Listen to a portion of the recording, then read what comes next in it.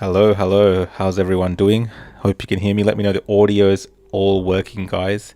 As always, I would like to do a sound check at the start so I'm not talking and it's muted. I remember doing that once, and yeah, I was talking for a few minutes, I think, before I figured out that you guys were telling me that I was muted. So hopefully you guys can all hear me. And yeah, welcome to Rukshan On X, guys. Another night, another show. It's Wednesday night, regular time slot for me. I think around this time, 9 o'clock. A little bit later than I normally start. I know some people are asking, why did you start so late?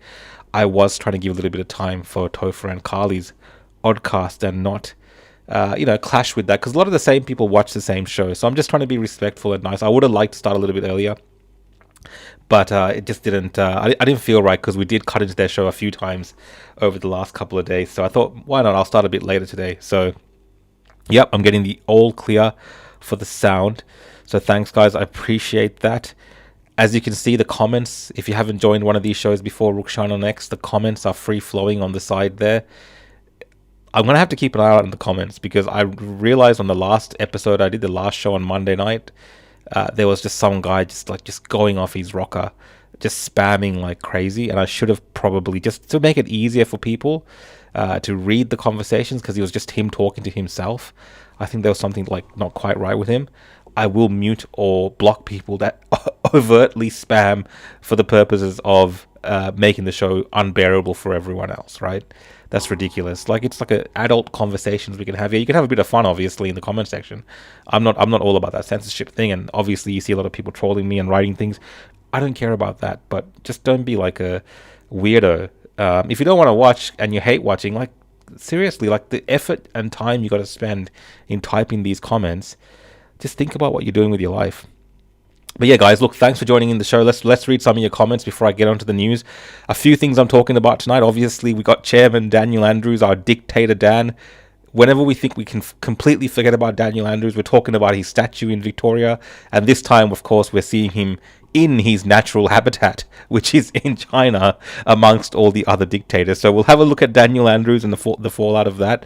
I'll probably do a little bit about some of the shenanigans in Parliament around Flag Day. Today is Flag Day, so happy Flag Day. I know some people were posting flags in the chat and saying happy Flag Day. So happy Flag Day, guys.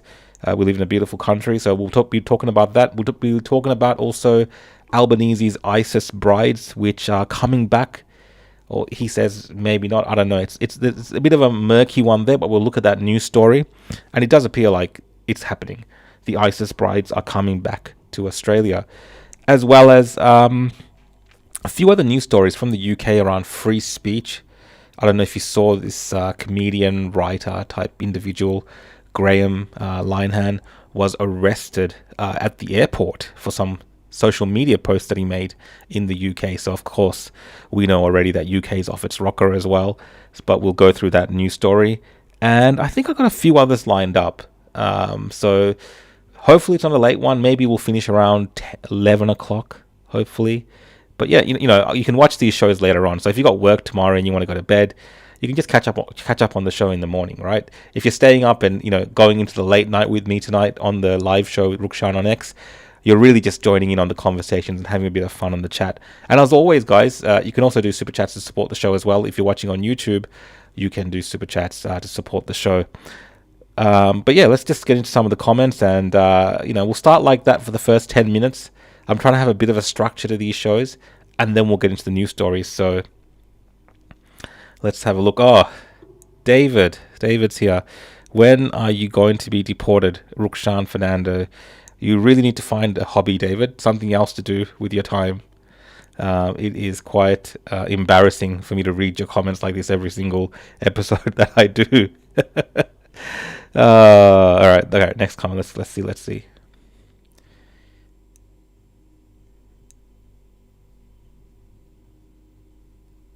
What do we have here? Got one from Dan Mack. Hey Dan, nice to see you on here. Hey team. And one from Dale. Dale, mate, thanks for joining in. Says good day, rookie. And we got one from Daniel here. Love your work, Daniel. Thanks for I think you just retweeted this stream on X, so I appreciate that. It just popped up on my feed. We've got one from Carl Thomas. Love your work, my friend. Thanks, mate. Thanks for the support. We've got from Ben Dover. one of my favorite usernames here on YouTube. You rock, Rukshan. Thanks for joining in, mate. I appreciate it.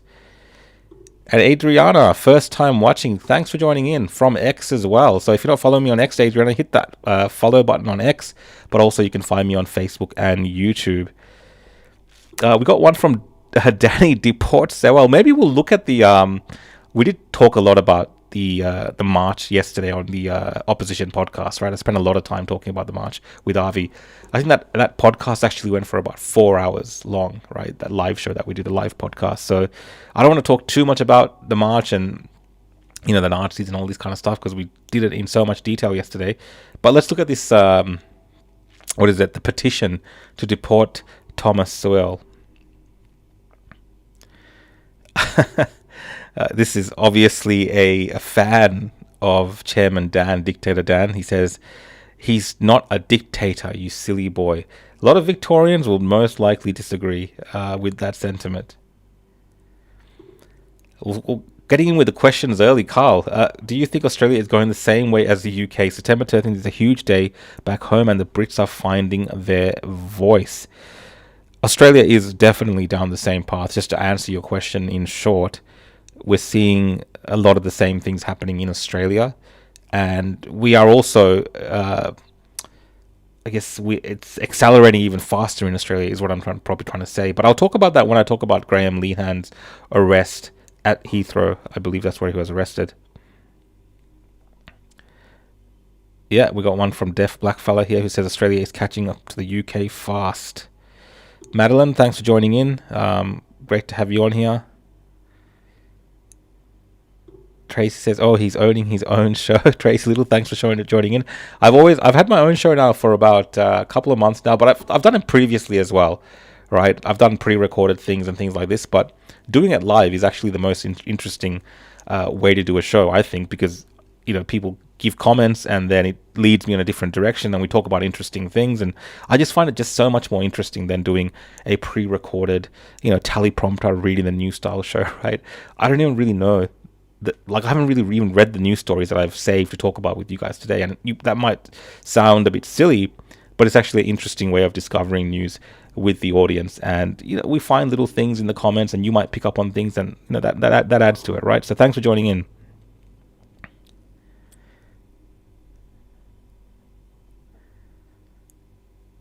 There you go. Some of Avi's detractors are in here. It says, Avi used you for his Israel propaganda, mate. You've seen and heard that. I mean, this is a complaint I get incessantly from people that don't like Avi Yemeni.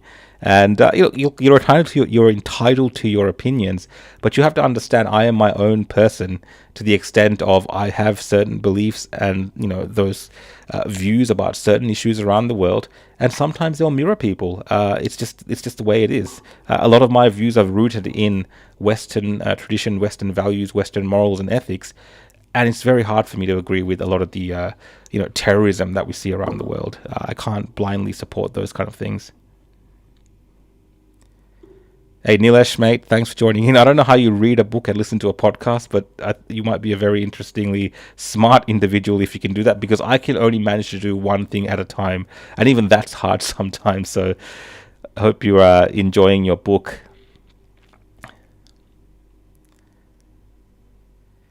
We got here Eleni Merritt. You've really made a difference the last few years, Rookie. The live streams have been everything. Definitely, I think live streams, it's so great actually to see so many people live streaming now as well. Like when I go to these rallies and stuff, there's so many live streams, and it's just so good that there's that kind of record of what happens. Especially, we see how the media twist things, right? So yeah, super chat in. Abby, thank you so much for the super chat, Abby. Great to have you on again.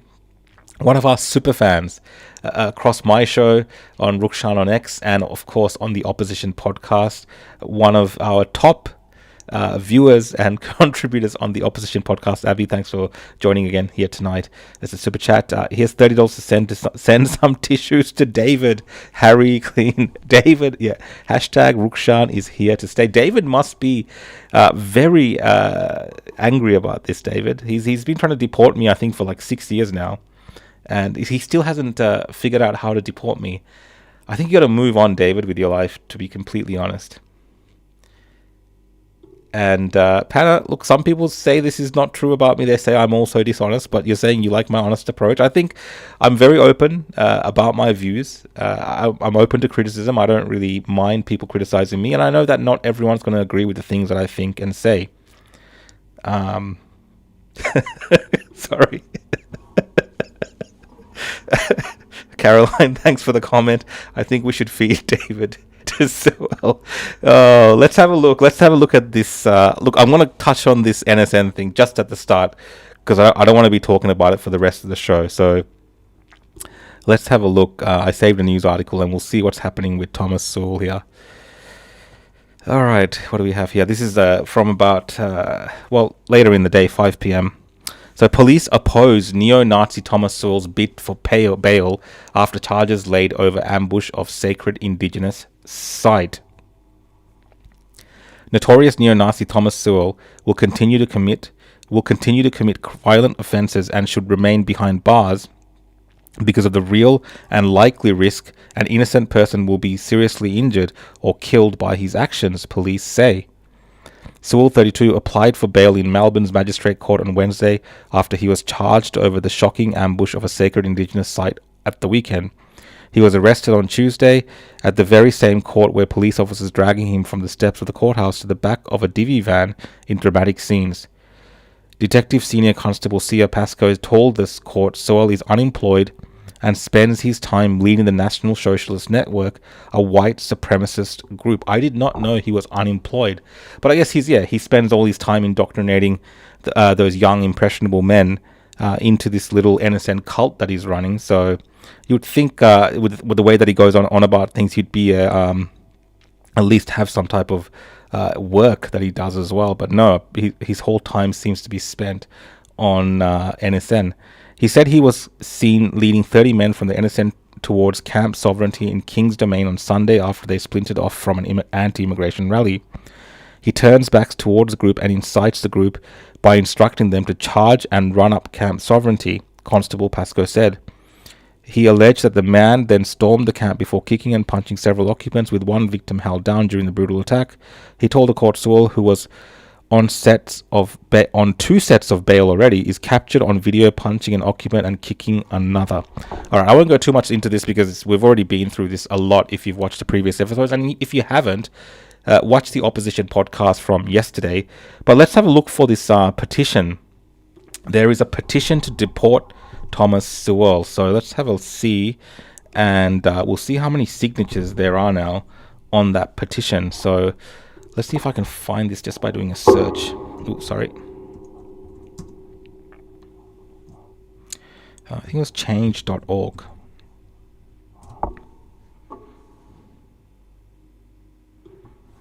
Oh yeah, Soul.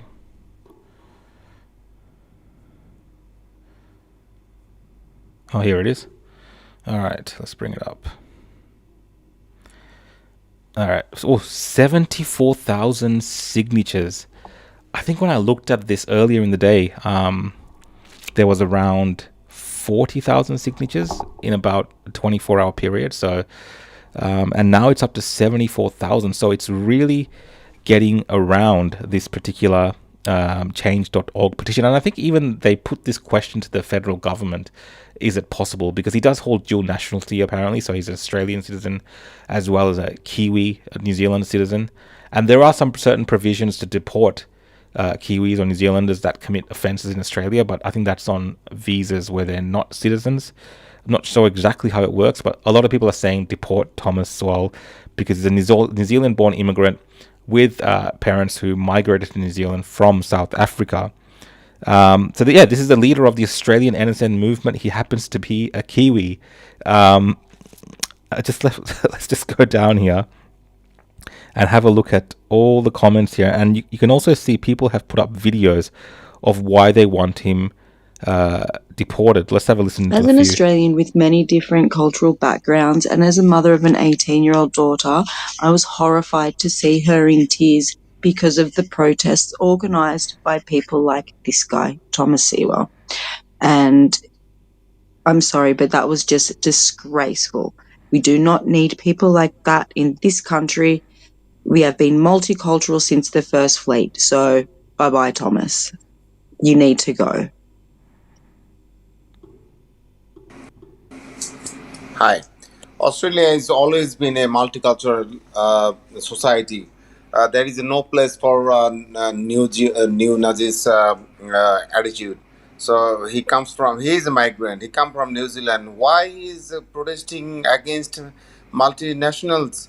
So in this country, you have to live here. You have to respect other culture, other values, and we all live together. We don't do. So as you can see, it's a lot of kind of the left, a lot of immigrants who have been offended by the protest who are signing this petition. I don't think many conservatives are. I don't know. Maybe I'm wrong. I did actually see Avi Yemeni had signed the petition as well. I wish I could find Avi's one.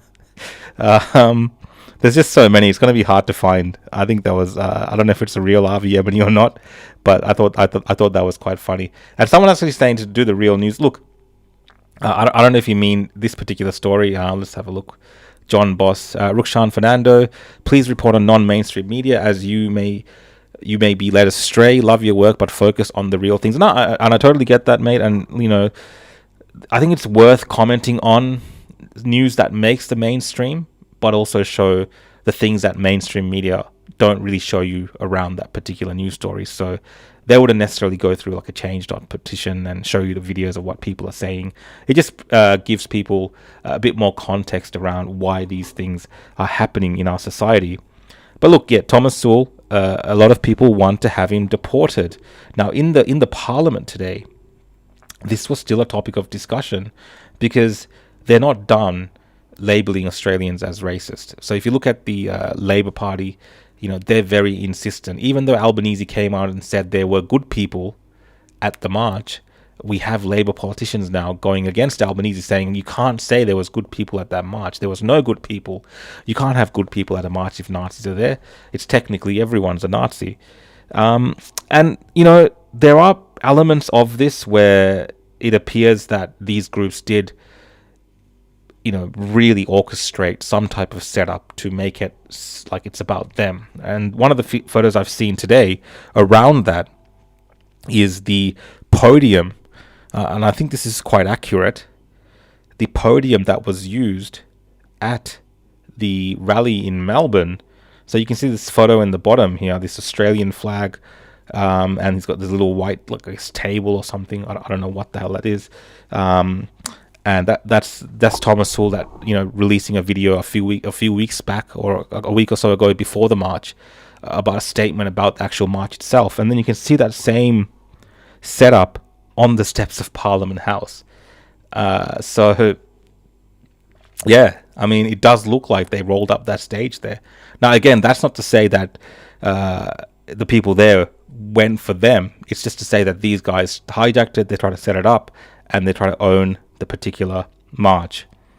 But yeah, that is quite for people saying that it wasn't these guys that were doing all this kind of nonsense and trying to trick people, it is quite incriminating when you see that type of image, right? And then the other one that I wanted to show you guys was from comments here from Jacinta Allen. So she's actually gone ahead and put together the anti-hate task force. They've had another meeting, so let's see what she has to say regarding the meeting that she's just put together. We've just finished up our anti-hate task force meeting, and today we heard directly from representatives of Victoria's strong Indian community, and Makaran Bhagwat is the representative from the Hindu Council of Australia. And Makaran, we've seen some really hateful behaviour in recent days.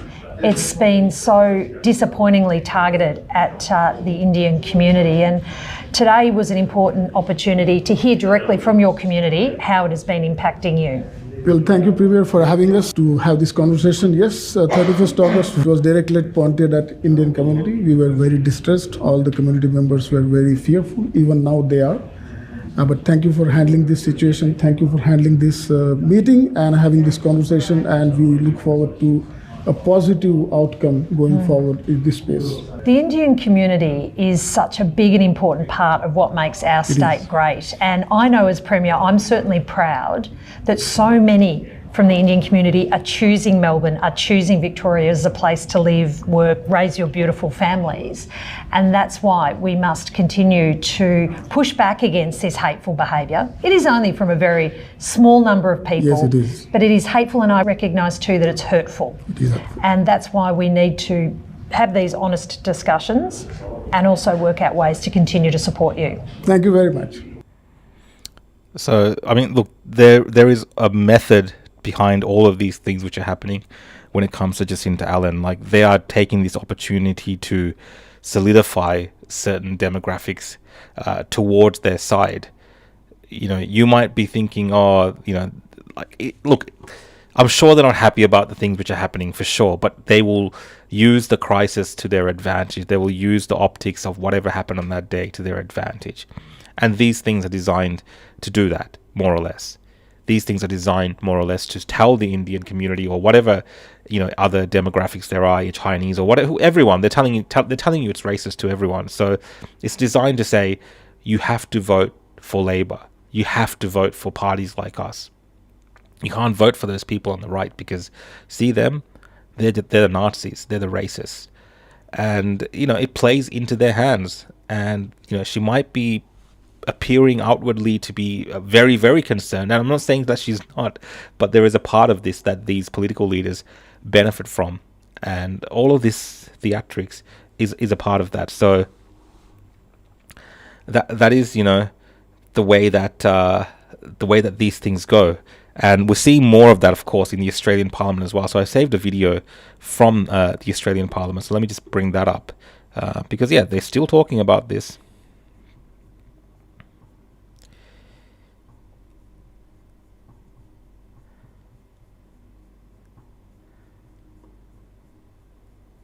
While I do that, I'll just pull out this super chat here as well. Thanks for the super chat, Cruel Intentions. Great to have you in the show tonight, mate. Mate, your footage was vital in the defamation case against Pasuto. What you do is valid. Yes, my I don't normally like to take credit for things, but my timeline from my live stream actually made the main timeline of events that was agreed upon by both sides in that case. So I presented an affidavit in that case, you know, pretty much on behalf of the truth, which was, you know, it happened to be on the side of more redeeming, but I was just giving it like a truthful accounting of the day based on my live stream, and that kind of had the timings of when everything happened. And that's why live streams are sometimes vital when we have these nonsenses go on at protests here in Victoria, because that seems to happen a lot here in Victoria, that whenever you have a protest, there's always some type of, you know, Nazis or extremists or some incident that offends people where the government finds a way to increase laws. The video I had saved was this one here.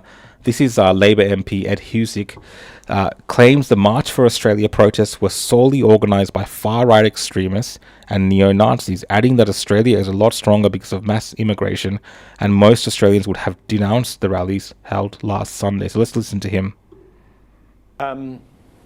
Those rallies were whipped up by far-right extremists and neo-Nazis.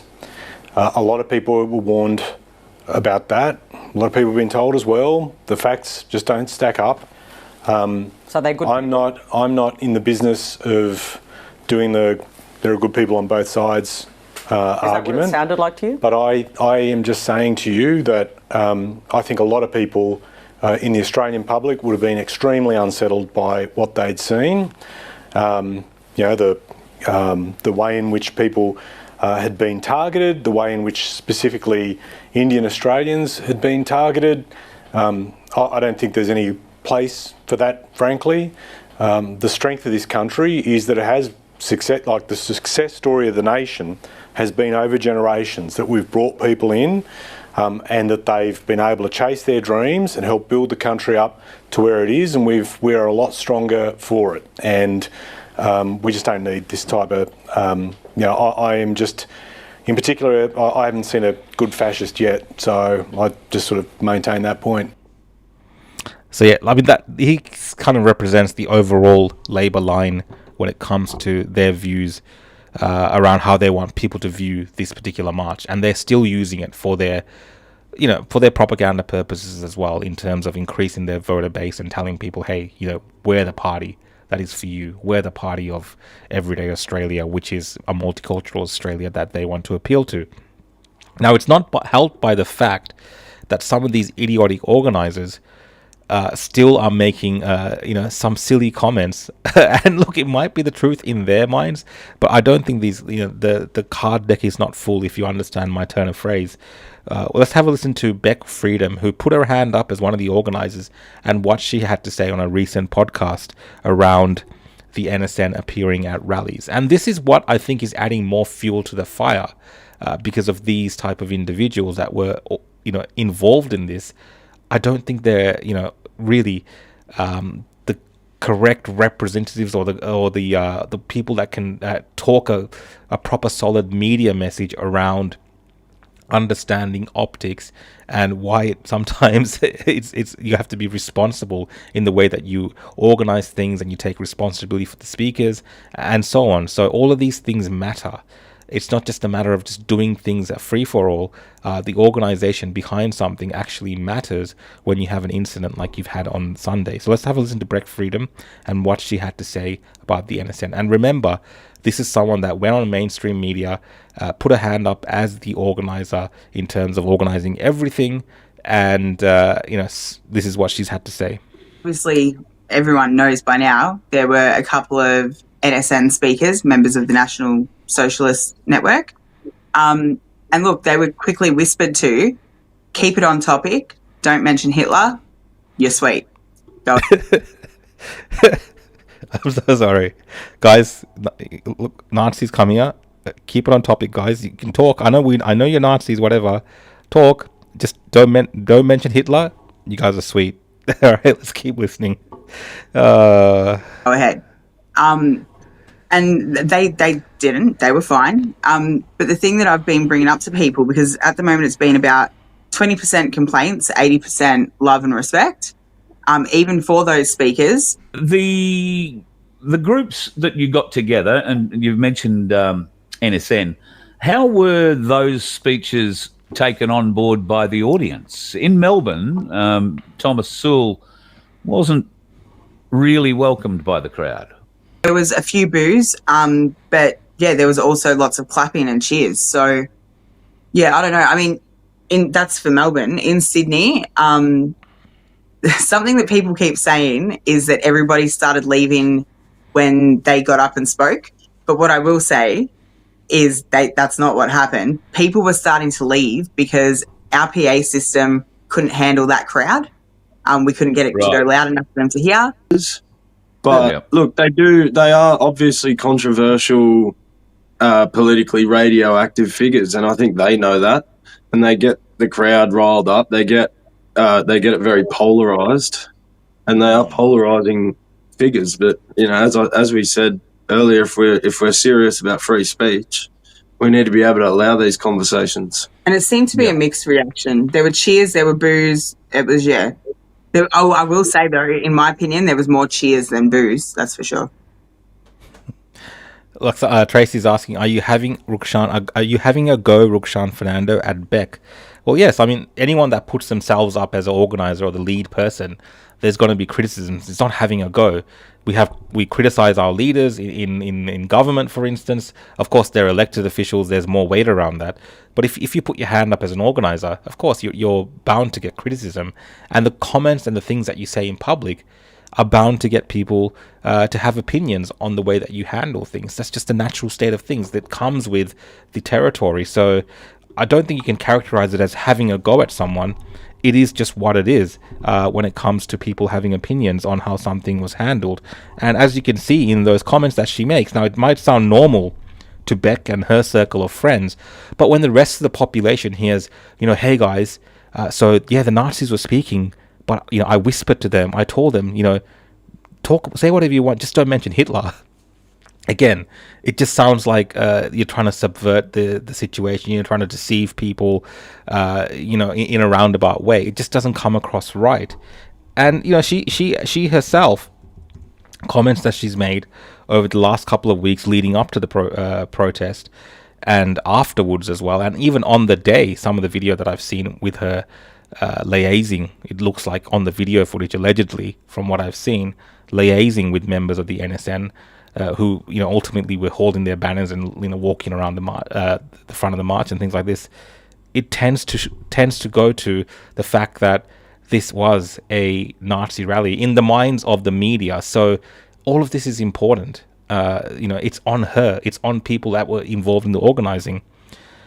And this is like, obviously the media is digging around on Beck Freedom as well. And again, I think she only has herself to blame. This one here is an article that they've put up. March for Australia organizer Beck Freedom condemned over Anne Frank comments. Now, these comments that I've heard in the recordings, she does come across in those recordings as someone that appears to deny the Holocaust and so on. So all of this is being put together now by the media on someone like this. So this is what happens. And you can say it's a hit job or whatever you want to say, but she said all of these things, and she keeps making ridiculous remarks that tends to make everyone, she tries to make everyone look and think, or everyone believes that everyone thinks like her and the people are in her circles. And the vast majority of people, I don't believe they do. They want to have nothing to do with these Nazi types. Anyway, I digress. I don't want to go onto a tangent about these people. I spent 4 hours with Avi yesterday talking about this bloody march. I don't say bloody, but I think it was a brilliant thing in the sense of Australians actually getting out there. And like I said many times, majority of people that were at those marches were there for the right reasons. Unfortunately, the NSN thugs, fringe minorities, right, as well as some of these kind of deluded views, delusional takes by these organizers who seem to have a free screws loose, makes everyone look bad. So let's just bring up this super chat here. I've got another one from John Palmer, who says, did you see the guy who held up the Dezi Freeman picture in Adelaide was charged with displaying offensive material? Mate, I'm glad you actually said that comment, because I will bring that up actually, because I thought, I'm not in Adelaide, so I don't know the exact laws in Adelaide. Let's just have a look at the article and I'll give you my thoughts on that, because it does seem a little bit ridiculous. And I get the sensitivities around this, right? It's a very sensitive topic. We do have the death of two policemen, and it's all very tragic. But let's just read this story and then I'll give you some of my thoughts. So SA Police Acting Police Commissioner welcomes arrest of man who displayed Dezi Freeman placard at rally. South Australia's Acting Police Commissioner says she is glad a man seen holding a placard showing alleged police killer Dezi Freeman at an Adelaide rally turned himself into police. I think even in that first paragraph, again, I want this fugitive caught. Don't get me wrong when I give my opinions on this. I want this fugitive caught because obviously there's a danger to the public in the scenario of what's happened, right? But here we've got the police saying that he is an alleged police killer, okay? Usually, we have a system of law where people have to go through the court system to have justice done. Even if it, appears to have been this individual that was responsible for this solely, it has to be determined at some point, whether it's through court system or a coroner's investigation, whatever it is, right?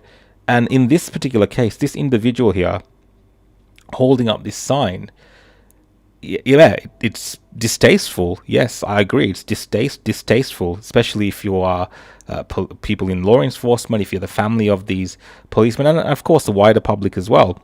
But in itself, this particular individual, all we know for now is he's a fugitive. He's on the run. It says free man here. He's not given any opinion about it besides holding it up for whatever statement that he wants to make. I think I've seen people hold up even more grotesque signs when it comes to some of the pro-Palestinian marches we've seen, holding up terrorists and terrorist figures that we prescribe as, terrorists in Australia. Nothing's happened in those scenarios, not to this extent at least. And for the moment, it is an alleged criminal. He's a fugitive, of course, but that in itself should warrant the arrest of an individual holding up his sign. Let's keep reading the article. On Monday, South Australia Police said it had identified the man who attended Sunday's March for Australia event in Adelaide CBD and urged him to come forward. He handed himself in a police station on Tuesday. The Golden Grove man, 39, was then charged with offensive behaviour. On Thursday, Acting South Australian Police Commissioner Linda Williams told ABC Radio Adelaide the charge would now be tested before the courts. I would hope it would be tested before the courts, because what is considered offensive behaviour? I mean, people take offence at all types of things. There's people walking around with pictures of Mao and Stalin, and they've killed hundreds of thousands of people. If you want to look at it that way. So yeah, like I'm conflicted by this, because I understand why the community would find this distasteful, but whether it means someone should be arrested for causing offence, I think that's something else.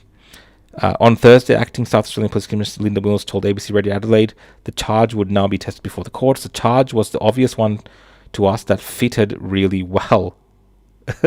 And obviously that'll be tested before the courts now, she said. It's almost like they're like, okay, this is the closest thing that we can get him on, this particular charge. It fitted really well.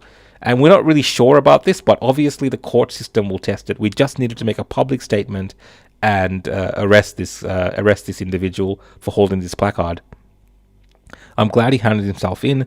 I mean, it just brought it to a conclusion, and we were able to speak to him about that. She said the charge was a summary offence and the penalty included a fine. The man was bailed to appear in Adelaide Magistrates Court next month. Look, again, I just want to reiterate, it's all tragic, everything that's happened, and it's distasteful, this sign, I get it all. But how many crimes, I don't know about Adelaide, but even in Victoria, how many crimes do we see go where people get off on really light things, right? Get bail or nothing's pursued when people are actually committing real crimes. And in this sense, this feels like some type of enforcement against people's free speech. Doesn't it make sense that if you have a criminal case, let's say, who was that lady? Was it Lindy Chamberlain, the dingo and the baby, right? Everyone said she was guilty or whatever. Let's say she had supporters that were holding up signs saying that she was innocent or free her. Let's say even if this Dezi Freeman individual is found by police and he's caught, and there's a massive court case around that, and so he has supporters that hold up signs that say he's innocent, do you now arrest them? Do you understand like what I'm trying to convey here, like the problem with this particular arrest? We're going into a really unknown, untested area, and the police commissioner herself, the acting police commissioner, admits that the courts will test this now. I think it's a bit too it's gone a bit too far. But thanks for that super chat. I did deviate a little bit. I will come back to this maybe a little bit later on. Yeah, Heather, I agree with you. I just pull up Heather's comment here. Arresting someone for holding a poster is going too far. A great example of overreach. I definitely agree. Let's have a look at the next super chat, guys. This is from Dan Mack. Thanks, mate, for the super chat. My new way to not have a conversation with someone: keep it on topic. Don't mention H and you're sweet. Seriously, take some responsibility.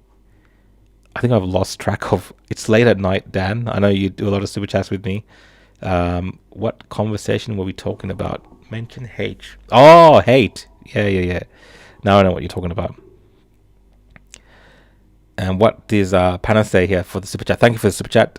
Indians love Australia because it's not India. I tend to agree with you to an extent, but what happens is when there is like a vacuum, right? When there is not a dominant culture, and I won't go too much into this, when there's not a dominant prevailing culture in a country, different demographics get really comfortable. And even if they didn't know and they weren't doing it on purpose, without even noticing the same issues that they've had overseas, the same type of way that they look at communities, it kind of starts being created here. You get these massive migrant enclaves like you're seeing in the UK some parts, right? It's like it's like a large Pakistan or a large India in some parts, and it's like they've taken over to the extent of everything's so Indian or so Chinese that you don't really need to interface with anyone else from any other demographic. Like you can get everything done within your own community subset. Now you might say it's a good thing, okay? You might say it's a good thing. I don't necessarily think so.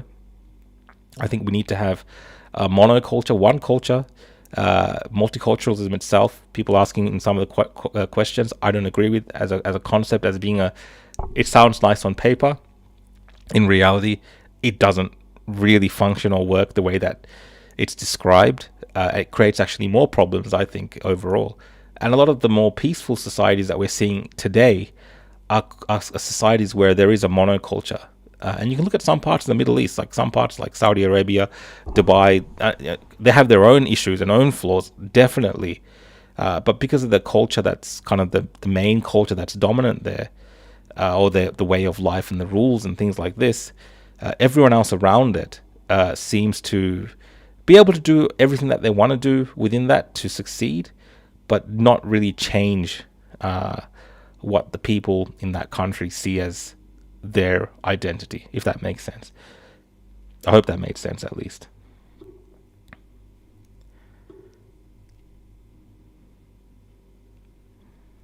Hey, Mr. Mate, good to see you. We saw you at the march. Great to have you on here as well. Let's have a look at some of your comments, guys, before I move on to the next topic.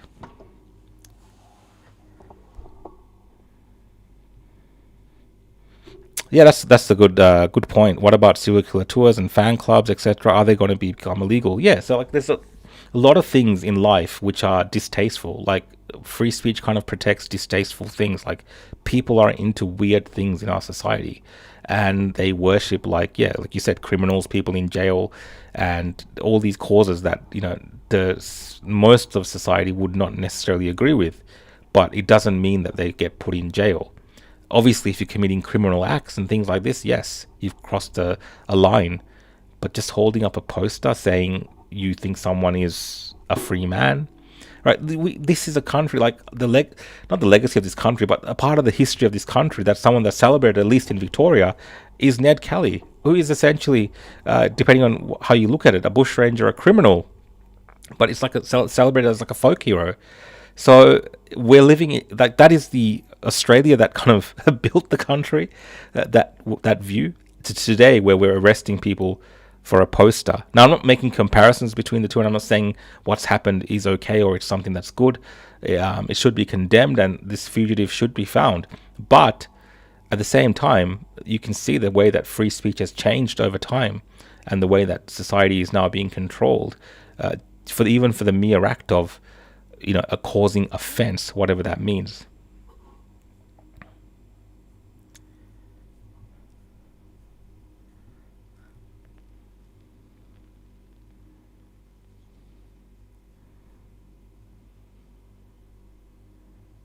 All right, guys, let's jump into the next topic. Let's load it up.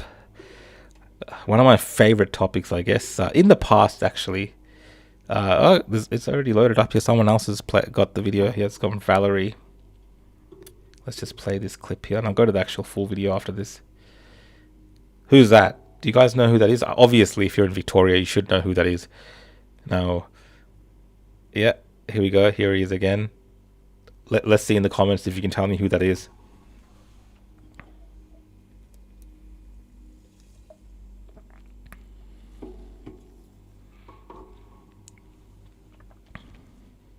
Come on, guys, tell me just one person tell me in the comments who this is in the video, and I'll load up the next video.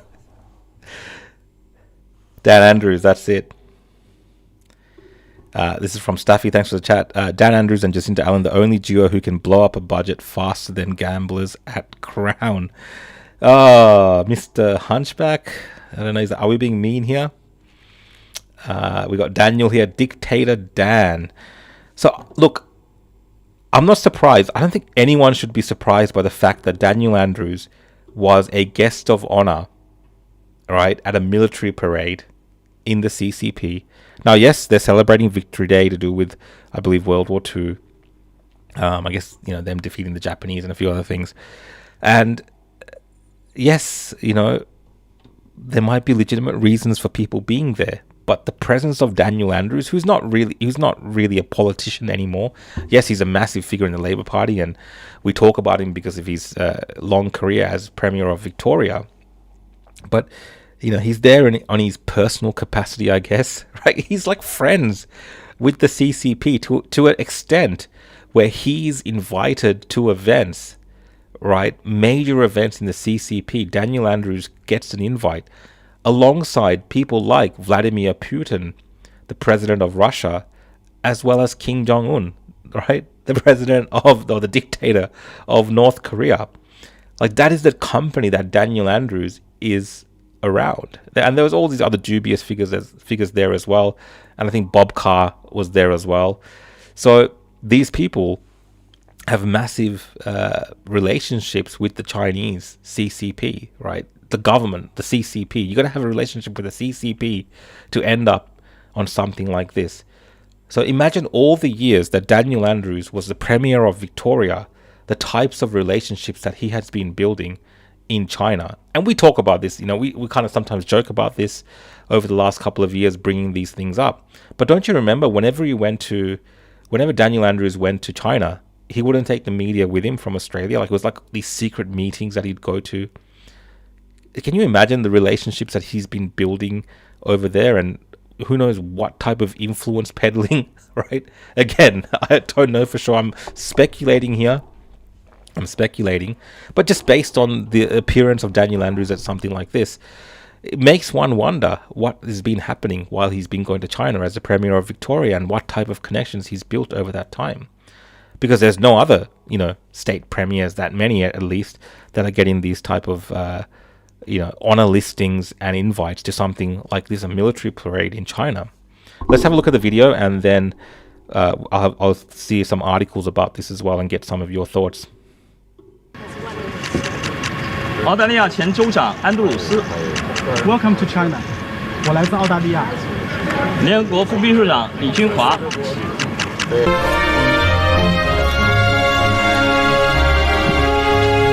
合影的背景就是端门。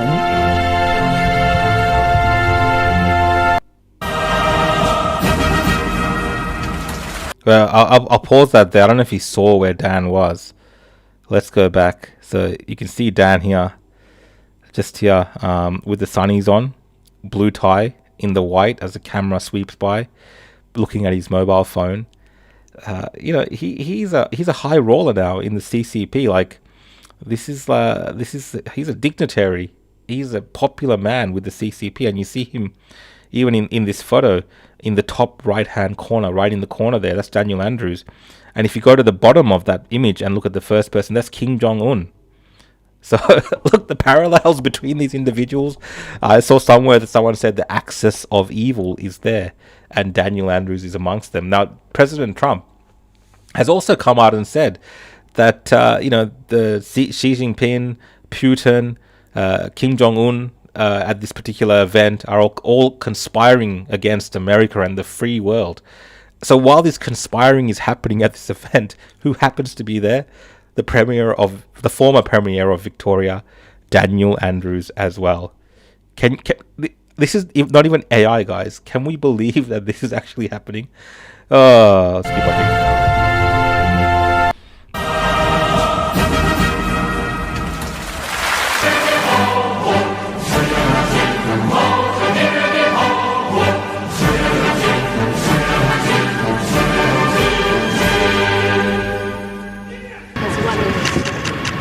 I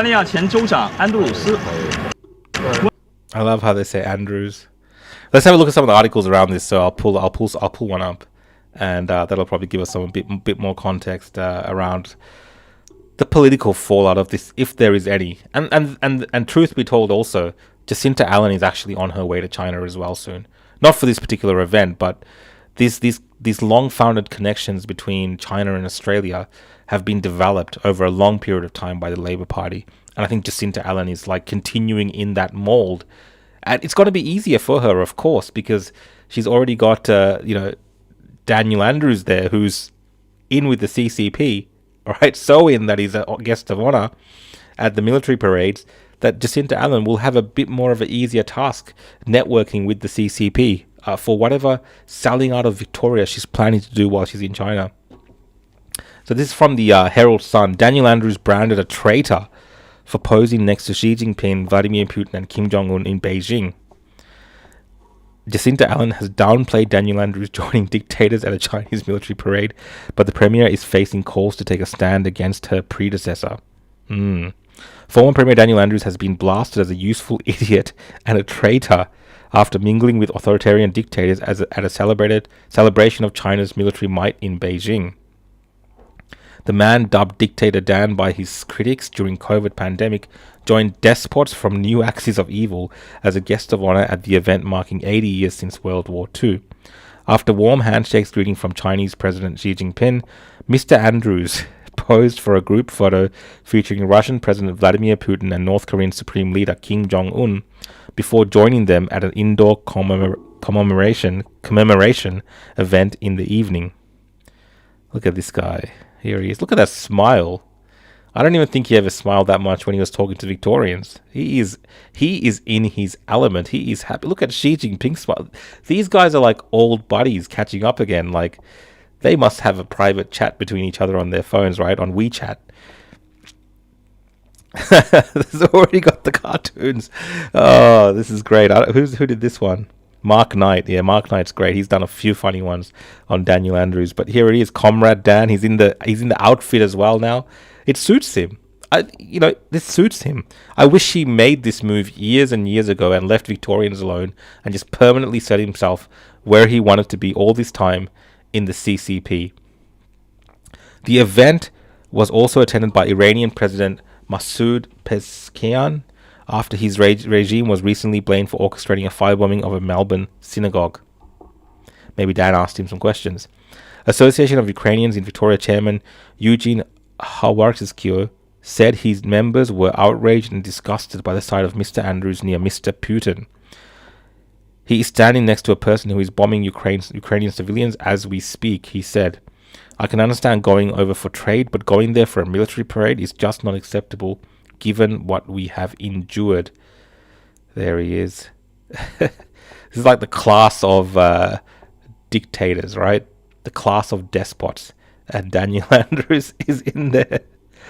I'm not going to keep reading anymore, but I do believe Jacinta Allen is on her way to China as well with a delegation for some trade thing that they're doing. Let's have a look at the super chats and I'll get some of your opinions around Daniel Andrews going to China. And let's have a look. Skippy the Larrikin says, if I bring it up, BRICS is the modern day axis of evil. I mean, if you look at some of the countries involved in BRICS, for sure, and there is a move, right, for them to, try to fight back against the US through economic means, through trade and things like this, which is happening very openly these days between some of the meetings we're seeing between the Chinese president, for instance, and the Indian prime minister very recently, and now this type of event. So they're all getting very comfortable and cozy, and Trump is obviously calling them out. It's just the way the world is moving at the moment. Whether they've getting together and planning some type of diabolical war, we're not really seeing anything like this when we look at the axis of evil in the past and the way that they conducted themselves. It's a little bit different today, right? Dan Max says, while Daniel Andrews is cosplaying up with the CCP and dignitaries, India is talking about buildings, homes here, with not a peep from federal Labour or Elbow. Treason much. There was a couple of questions around that the comments by an Indian minister to build 1 million homes in Australia by bringing over Indian skilled labour, so builders, construction workers pretty much, to build the houses in Australia, also from India. They're trained apparently, but when they come to Australia, they would become further certified. And the government here is apparently going to help them do the certification and help with costs and things like this. So it all sounds very crazy. Malcolm Roberts, I believe, in Parliament today did bring that up, and a few other ministers did kind of mention it. Whether the Labour government themselves has answered that directly yet, I am not sure. It might be put to them tomorrow, maybe. Let's see. I'm not sure exactly how it will happen, but I would think they would have to answer a question around that at some point and give a bit of clarity, right? For sure. And we got a comment here from Midnight Boyle who says, Trump meeting Putin and Kim Jong-un is okay, though. Well, look, as a leader of a country, it's a little bit different when two leaders meet or a trade delegation meets, right? I mean, this is a part of diplomacy. Trump meeting Kim Jong-un was to try to put his foot down in that region and stop Kim Jong-un from firing rockets over South Korea or into the Sea of Japan there, because that's what he was doing for a long time. He called him Rocket Man, and he was trying to diffuse the situation by giving Kim an audience with him to be like, I am here now. Don't mess with me, Kim Jong-un, Mr. Rocket Man. Things are going to be tough for you, but I will entertain you and give you the kind of ego boost that you want to have by meeting me. But, this is kind of like a warning. It's a shot over the bow, right? That kind of thing that Trump was doing. Same thing with Putin. When Trump talks about Putin, he's meeting for the reason of trying to stop a war or just, having good diplomatic relations, right, between world leaders. Daniel Andrews going now is very different to Daniel Andrews going when he was the Premier of Victoria. Even that was dubious enough, because he was going without Australian media. It was all very secretive and hush-hush. It was all very, very weird, which all kind of makes sense now. But him going today in a private capacity, which you will be like, okay, well, he can do that. Of course, he's a private individual. He can do that. There's nothing illegal technically about what he's doing. But based on everything we've known for years about his obsession with China and his relationship with the Chinese and the suspicions of, his dubious, trips there as the premier when everything was very secretive and hush-hush, it only makes sense. It's only fair for people to raise questions today. It's not without, we're not just saying this out of spite. I think it's reasonable that people are questioning Daniel Andrews' relationship with the CCP and how comfortable they are with it. You have to remember, he's just the Premier of Victoria. As much as we are in our own bubble here in Australia and the state of Victoria, how is the Premier of Victoria similar to the President of Russia or the leader of North Korea, the dictator? Like these are valid things to question, I think. All right, guys, let's bring up some more of your comments for the next couple of minutes, and then I'll move on to the next topic. We got Crunchy here that says, Rukshan, Dan and Jacinta are traders. Clear-cut states can't do international trade agreement. Only Fed government can do that. Yes, and we did have that scenario. I think Daniel Andrews was trying to sign us up to the Belt and Road, and the federal government had to come in and just sort all that mess out, because they're not meant to really be doing that. Good comment. Alan says, why can't Australian builders build 1 million houses here? Government should pay school leavers to get a trade. Definitely, we are, I think, going backwards when it comes to those type of skills, right? And the worst thing that you could possibly do is, instead of trying to reinvigorate the trades here in Australia, if that is a problem, I don't know for sure, but let's say that was the problem. Instead of trying to reinvigorate the trades in Australia, we're now going to start importing tradespeople from other countries to build essential things in Australia. Like, I would say houses are the most essential infrastructure a country can build. And if people in your own country aren't equipped enough to build the necessary housing, and you have to start bringing in foreign labor to build houses, then I mean, there's something not quite right there for a country like Australia. There are some scenarios. I know a lot of migrant workers, for instance, go to the Middle East and they build the high-rise towers. Like a lot of Dubai, a lot of those massive buildings you see in Dubai is built by foreign labor. But their scenario is completely different to Australia. Australia is a country that for a long time manufactured many of its own things, including cars, right, till very recently. But definitely I never thought that Australians would have to bring in Indian contractors. This is all alleged, apparently. Indian contractors, builders, to build houses here. That sounds really weird. But apparently, that's where we're at. If we're to believe the things that are being reported in the media, that's where we're at. So it would be good to have some clarity from the state government the federal government, the Labor government on this.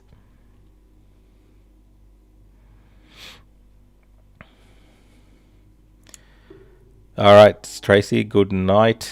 Some people are, it's getting late. It's 10:12. People have work tomorrow as well. But if you're still joining in, guys, Rukshan On X, I'll probably be on for another 45 minutes or so, just chatting with you guys about the news of the day, as much as we can get through. I do get sidetracked a little bit, but it's all a part of the fun. All right, I'll do 2 more comments, guys, and then we'll go to the next topic. We've got one from Adam who says it's clear what's going on. These leaders are trying to spread communism through our Western countries, including Australia. Yeah, definitely a lot of these large foreign countries who I would say they're similar, what's the term? Influence operations. Like if they can influence a country through their leadership, right, subvert the country through those terms, yeah, it's a possibility that they will try that because it's easier than going to war, all right? If why would China have to go to war with Australia if they have politicians who are amicable to doing the things that China wants to have done, right? And we worry about this all the time when it comes to China because they are a massive trading partner. I think they're our biggest export market, and the overwhelming amount of power that gives them when it comes to negotiating because of, you know, how closely tied we are to them. And we're seeing that today with Australia's relationship with the United States of America. You know, Albanese hasn't even been able to secure a meeting with the president of the United States, Donald J. Trump. But, you know, his relationship with China is completely different to the relationship that he has with America. So it is possible that because of that, they will try to have more influence in Australia. And if you can own a few of the politicians, okay, in some manner, I'm not going down the conspiracy theory path, but if you can own some of the companies, if you can own some of the land and do it this way, it's a lot easier than going to war with a country. You can get things done to your liking that way.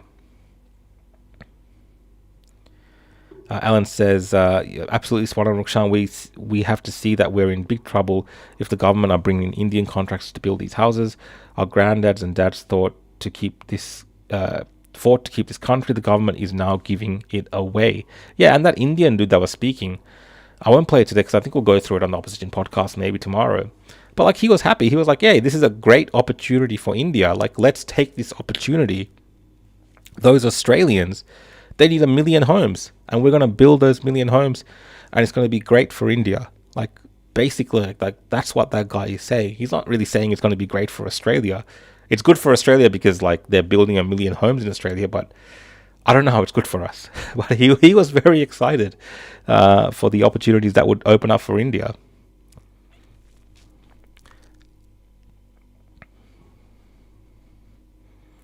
And I'll end this topic with this one. I'd rather Orange Man over the Yellow Man.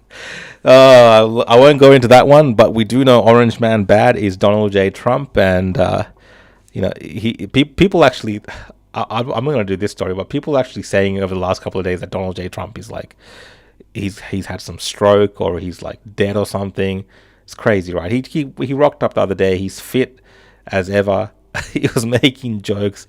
He was mocking Joe Biden. I think he just had a couple of days off. He was busy with something. I don't know what he was doing.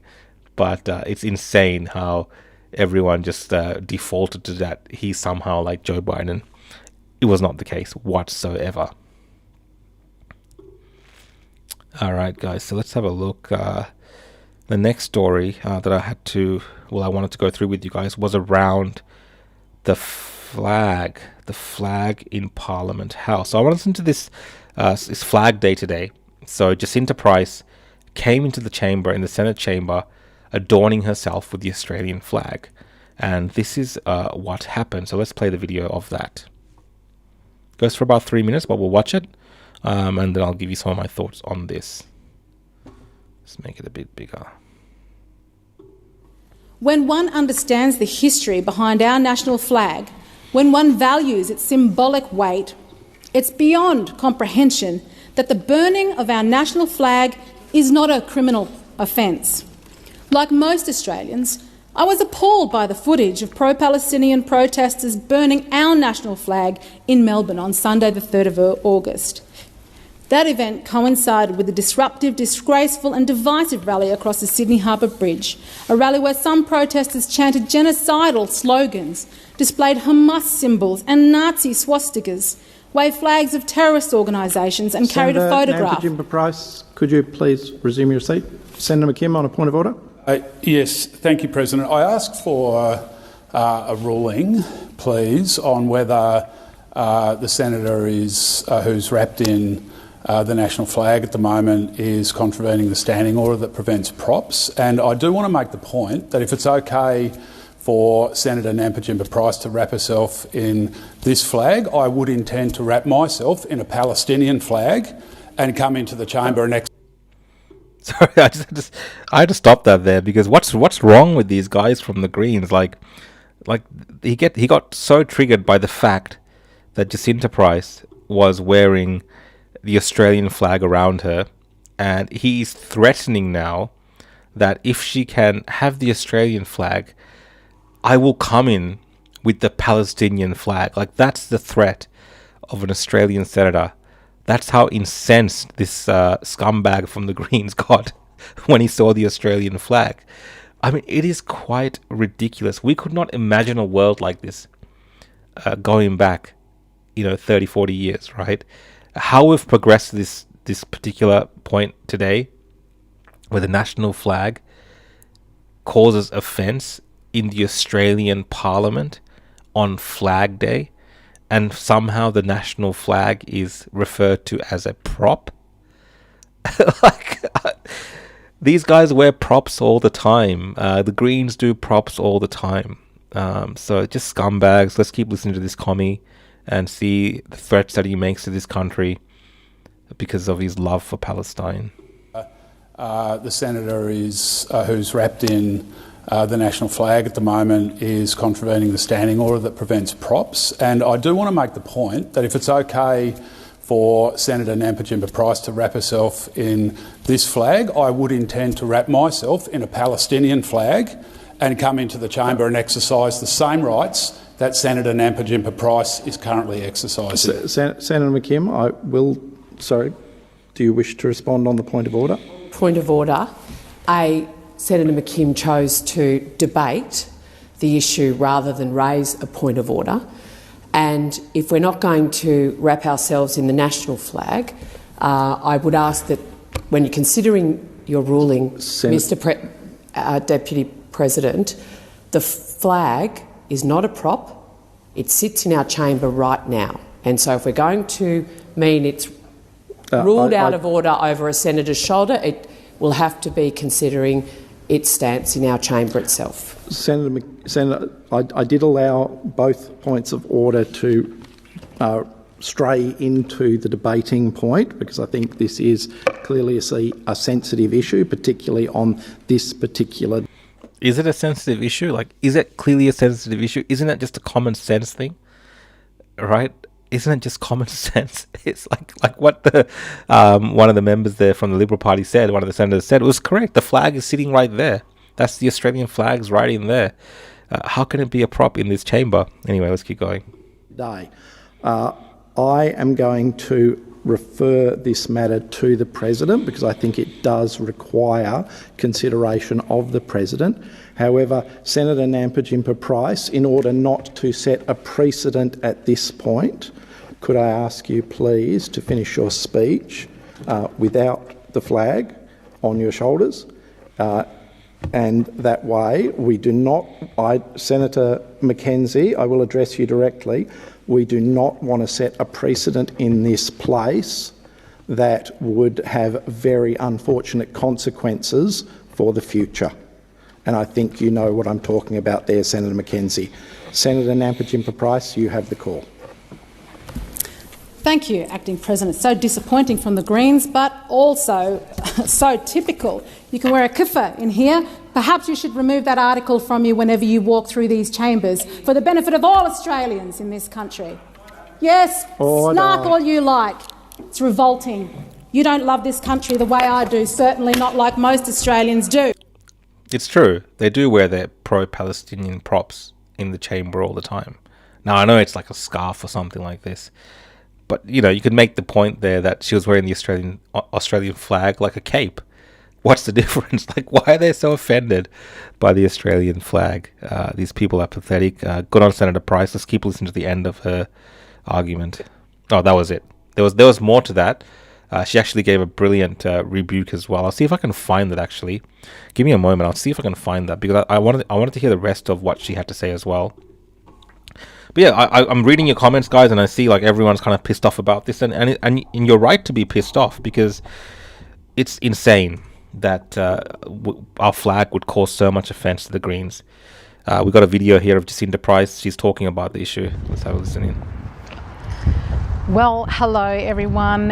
It is Jacinta Price here, Senator Jacinta Price, saying g'day to you from Canberra, and today is National Flag Day, and that's why I am wearing our beautiful Australian flag.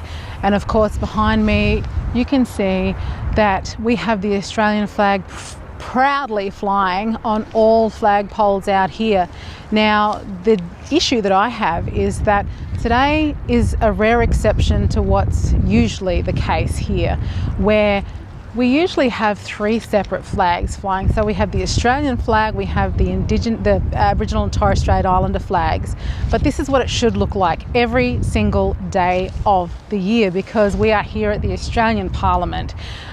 This is the capital of our country, where laws are passed, decisions are made, and our soldiers die under these flags for our freedoms, and they have done. And when a soldier passes away in our country, it is that flag, this flag here, that is draped on their coffin. So we should be showing... That's a great point. That is actually a brilliant point by Jacinta Price. And just hearing her speak, you can see that she has the characteristics of someone that may be a very good leader in the Liberal Party, someone with a bit of a spine, at least to say the things that she believes in. And I'll show you a little bit more of her speech towards the end, because you can really see her standing up to the bullies in the Green. So let's see if I can find that part. Differences of where we live and work, differences of ancestry and heritage.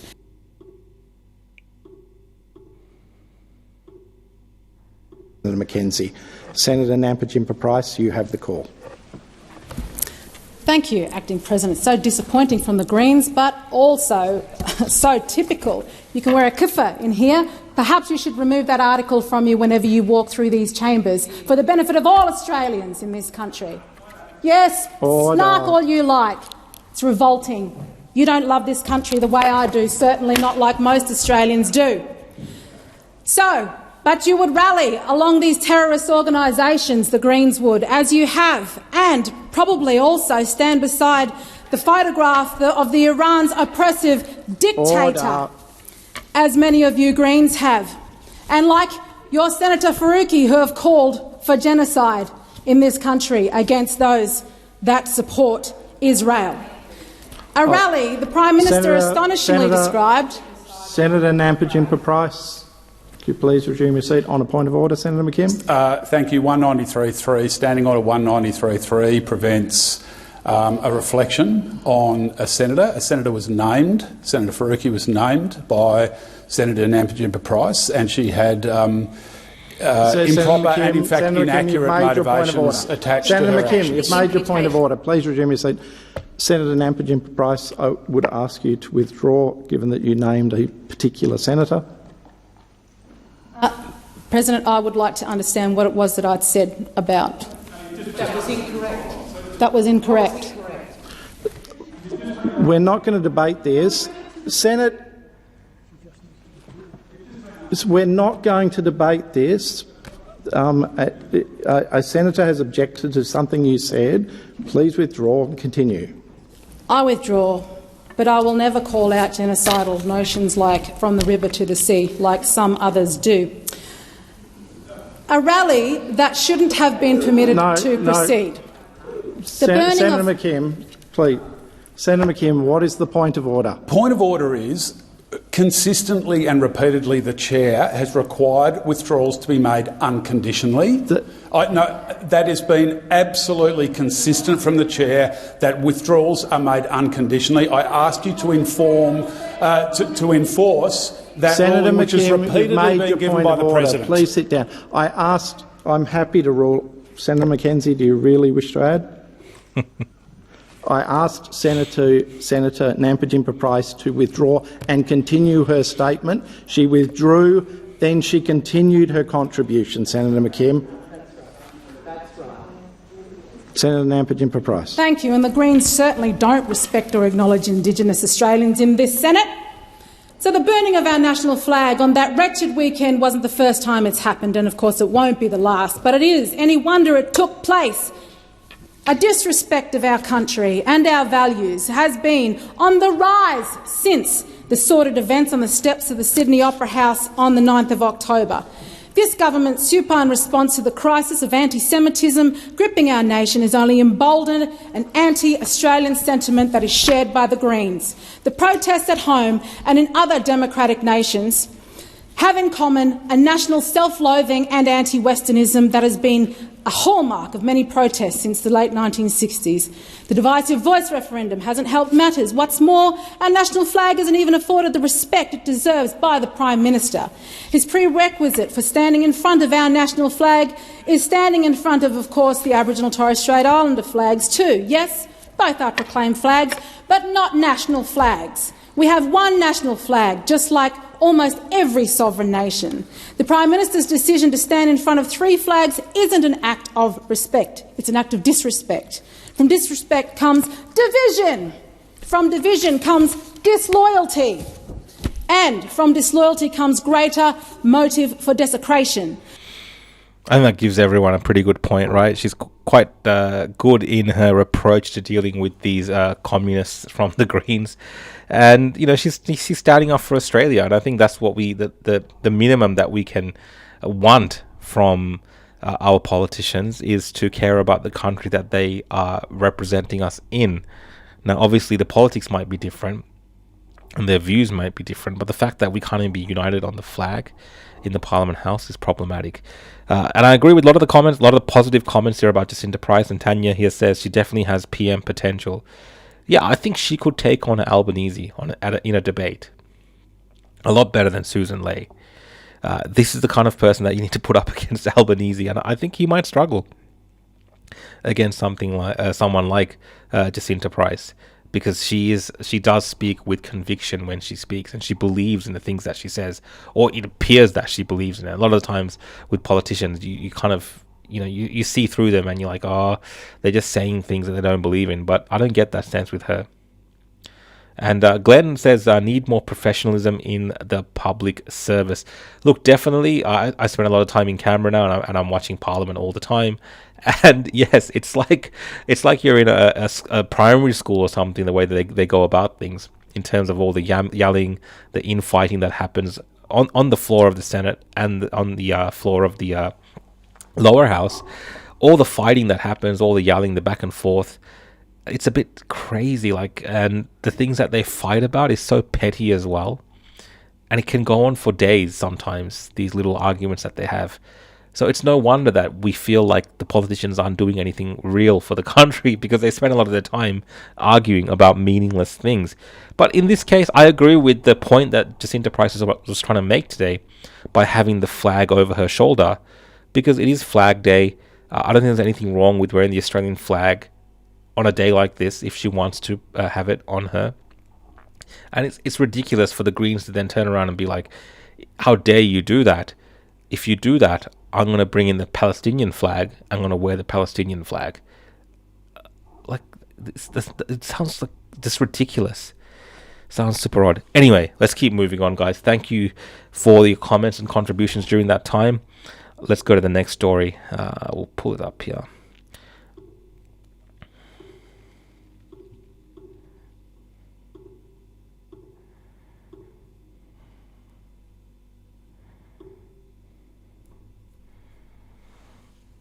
Okay, so this one, a lot of people are asking me my questions about what I was doing in Paulpunka, I think last Friday, and I'm going to answer some of those questions the best way that I can.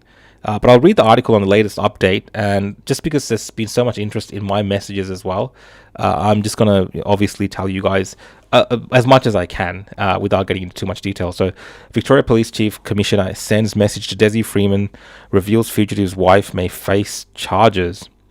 So this Dezi Freeman has been on the run, I think, for like 9 days now, going into 10 maybe. The wife of fugitive police killer Dezi Freeman may still be charged for allegedly obstructing police, as it's now confirmed she was present on the fateful day in Paulpunka. Senior police confirmed Marley Freeman was speaking with detectives but was not being much of an assistance as talks between her lawyer and the force dragged on. Crime Command Detective Superintendent Jason Kelly confirmed Marley was present on the morning of the fatal shooting and may face charges in due course for obstructing police. That's the Chief Commissioner there.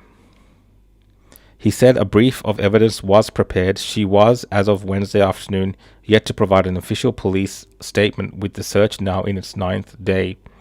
She has been interviewed by Victoria Police for obstructing police at the time of the incident, the crime that occurred, and a brief of evidence will be compiled, and she may be charged in due course, he said. He said the public and associates of Freeman had been providing relevant information to the police. More than 100 properties have been searched by police, who are developing a greater understanding of Freeman's previously frequented locations across the Alpine area. Yeah, we do constantly hear about different places being searched and so on, right? So, and it does appear like they're putting a lot of pressure on the wife of Dezi Freeman. Exactly what they have on her, it's hard to say. But based on this, they're trying to say that she was obstructing police on the day at the property, from what I can see in this particular article. And look, there's been a massive presence. We also now have the ADF involved, so the Australian Defence Force is now involved as well. There's a search team that's been put together from the ADF that's come to help. And I think they were saying about 400 members of Victoria Police. And we've had the top chief, the police commissioner in Victoria, make comments to the effect of they will be there until Dezi Freeman is found. And even today, he put out a plea for Dezi Freeman to turn himself in, and that his fate is in his hands. Now, when he was doing that plea, it did feel like Victoria Police were, at their wits' end from trying to find this individual and hoping, that he comes to his senses and turns himself in.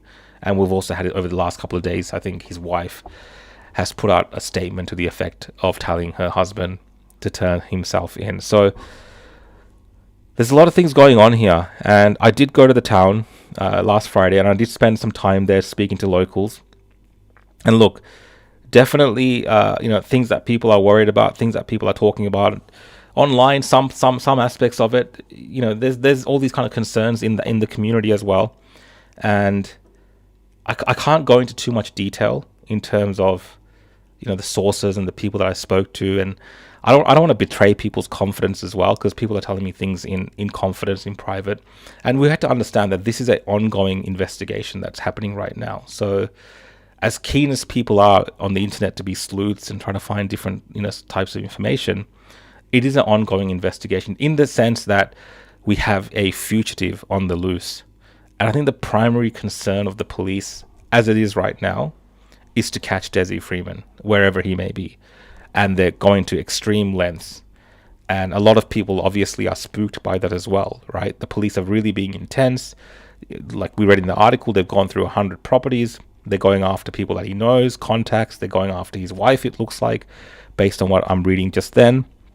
And, there's a lot of people in the town as well. I think everyone's just spooked by the manner in which it's been handled or done. But you can maybe understand a little bit from the police side as well. They've had 2 of their officers shot. I believe this Friday, tomorrow, is the funeral for those 2 officers, and it's going to be a big story in that sense as well. It's a tragic story, however you look at this.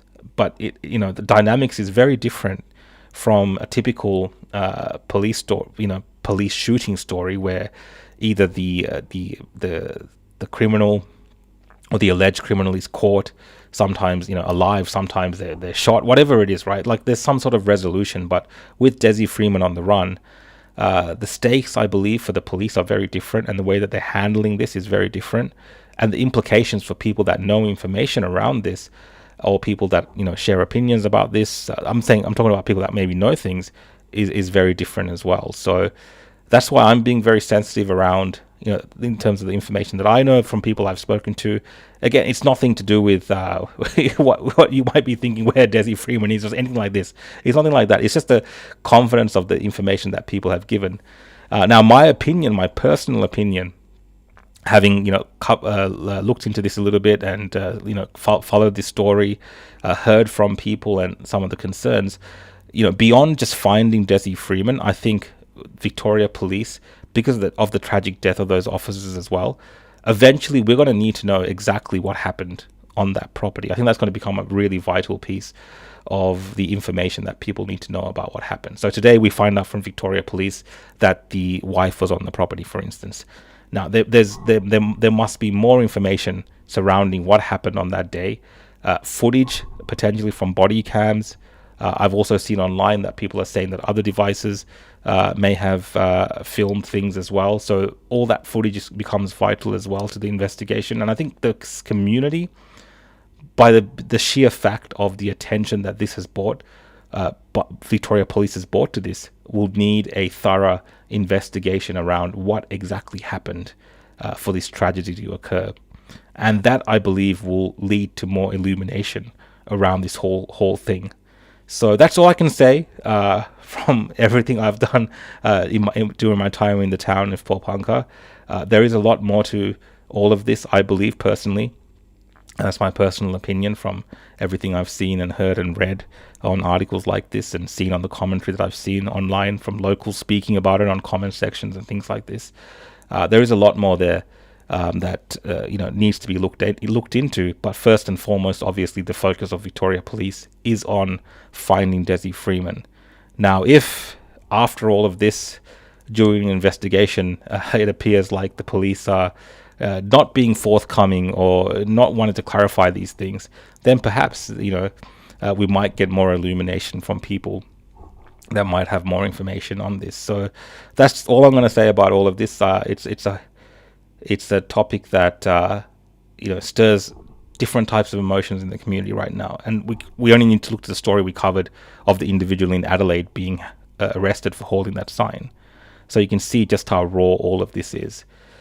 So yeah, if there's any other updates, obviously I'll keep on top of this story. But for now, Dezi Freeman has been on the run at least for 10 days. I think for tomorrow.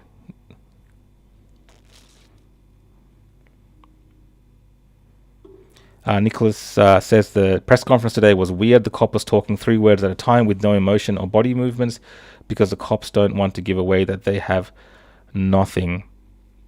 Yeah, I personally feel like from watching the police press conferences, they don't have much, but they are putting on a good public front that they are doing things to make sure the community is at ease. Now, again, I'm not saying they're just doing things just because.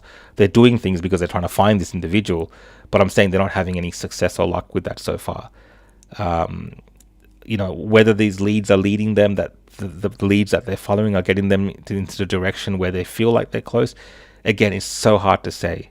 But slowly over time, you are seeing the police release more and more information, which is a good thing. The more that we know as a public, I think it's important as well, because they've made the public now invested in this story, and people are wanting to know exactly what transpired. It only makes sense.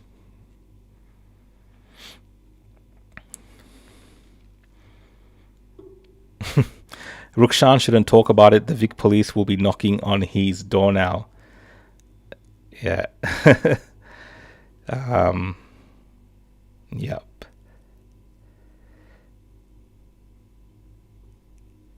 And Madeline says, absolutely. So guys, that's on that. And I know you've put a lot of questions to me because I did go to Popanka last Friday and I did spend time speaking to people there. But again, like I said, I don't want to betray anyone's confidence. And, I think there's a time and place for everything. And now is not that time, unless these people, unless there's more developments in this, I guess, is what I'm trying to say. All right, next story. Let me bring it up.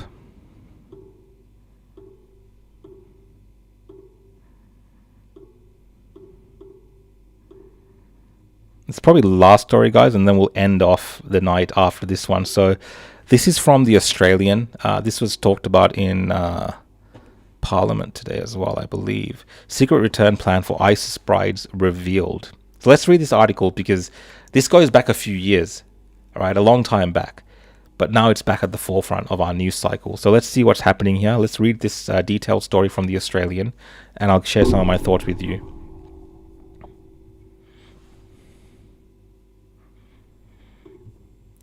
Australian ISIS brides stranded in northern Syria are set to be returned home before Christmas in a top-secret operation, which is in the final stages of being greenlit. The Australian can exclusively reveal more than a dozen women and children, and some young men are expected to be evacuated out of camps and brought home to New South Wales and Victoria in what is believed to be the third time a cohort of its kind has returned to Australia since 2019. Senior federal government officials are assisting the operation quietly in the background and intend to work with families of those in the camps and not-for-profit organisations to issue travel documents and obtain approvals for Kurdish-led authorities and neighbouring countries. Unlike a similar 2022 operation, it is understood the government will not be involved in the physical on-the-ground aspect due to the heightened dangerous security situation. However, upon arrival, multiple state and federal government agencies will work together to support and appropriately reintegrate the group into the community. A spokesman for Immigration Minister Tony Burke said the federal government was not directly involved in the mission to bring the cohort home. The Australian government is aware of the media reporting about a cohort including Australian citizens seeking to return from Syria. The Australian government is not providing assistance to this cohort. Our ability to provide consular assistance to Australians in Syria is extremely limited due to the dangerous security situation. It is understood there are 34 people consisting of 14 adults and 20 children in Al Roj camp, the youngest of whom are just 5 years old. And it goes on. So these are the ISIS brides, the ISIS fighters, or children that were born to these individuals, or children. I don't know if they took any children with them. I can't remember. But I personally, once you're a traitor to the country, once you leave the country knowingly, especially if you're an adult, it's an act of treason to go fight for these terrorists. I think you let go of your citizenship of this nation. And you become like an enemy of our nation, and this whole attempt to reform people, and I don't believe in these things to that extent. And it is possible that reintroducing these people into our communities does create more danger for our communities themselves. So I don't necessarily agree with these type of individuals being returned to Australia. Let me know your thoughts. Maybe I'm just obviously I have a hardline stance on things like terrorism, but I just don't see the benefits of it for Australian society to have people that chose to join a group like ISIS during that time. Like, ISIS were vicious terrorists, the things that they did and the things that they were involved in, and now we're showing mercy and pity to this group because for whatever reason. Let's have a listen to what Pauline Hanson had to say about this actually on Sky News earlier. Let's bring in One Nation leader, Senator Pauline Hanson now. Senator, good to see you. Let's start with these ISIS brides. Do you buy this argument that Labor's not involved in the mission to bring them home? Not one bit, Danica. What an absolutely farce that is. He couldn't even answer the question. No, I'm going to say my comments. Don't know anything about it. Usually, if you have nothing to do with it, you'd actually have more to say. He shut it down. He doesn't want to answer any more questions. I don't believe it. Danica, I don't care. I don't want them here. I've got no time for them whatsoever. I don't want their offspring. And the youngest one at 5 years of age, then I asked the question, they are not an Australian citizen. They were born overseas because they started bringing them back in 2019. I think this is the third lot they're bringing in. So at 5 years of age, I don't believe that we should be actually taking them. They're not Australian citizens if they're born overseas.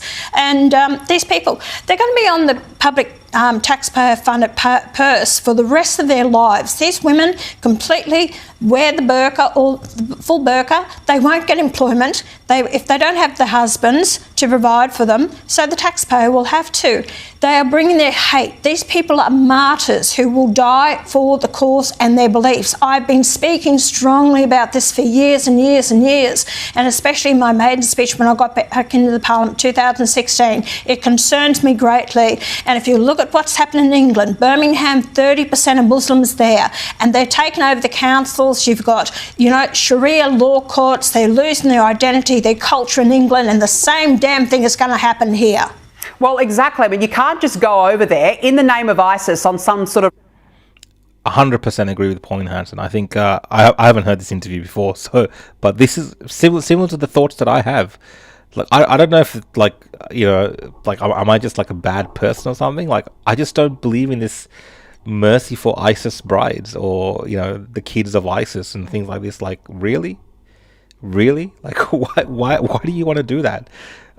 Maybe you can find more more deserving asylum seekers. I'm sorry. But if you're involved in these type of activities, this kind of terrorism, no, I don't think we have any obligation to. I mean, the amount of money, I think the programs that they have in plan to when they bring these people back to monitor them, that all costs extra money and services on the public of Australia. So really, we're bearing even a greater cost for individuals I don't believe that deserve our sympathy or mercy. I'm sorry. And I say that as a Christian because I don't agree with this.